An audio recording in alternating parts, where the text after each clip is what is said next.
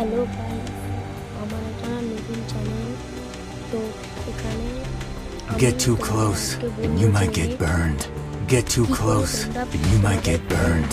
থেকে কাউকে ডিলিট করতে পারবে, মানে তুমি কোনো ফ্রেন্ডকে নিজের ফ্রেন্ড লিস্ট থেকে বের করে দিতে চাও, সেটা কি করে করবে তোমাদের শেখাবো।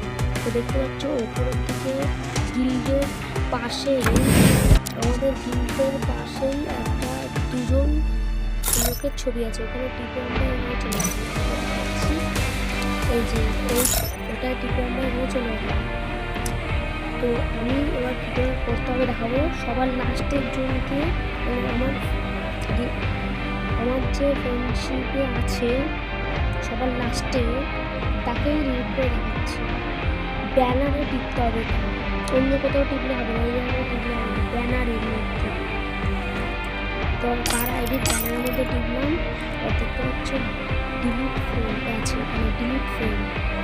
ওই ডিলিট ফ্রেন্ডের টিপতে হবে, তাহলে মানে ওকে করে দিতে হবে ডিলিট। আবার একজনকে করে দেখাচ্ছি, ব্যানারে টিপতে হবে, ডিলিট ফ্রেন্ড আছে, ব্যানারে টিপে ডিলিট ফ্রেন্ডে করে ওকে করে দিতে হবে। তা দেখলে কিরম করে করলাম। তো আমি ইউটিউবে নতুন, Get too close and you might get burned. Share, like, comment, subscribe করে দিও। Thank you.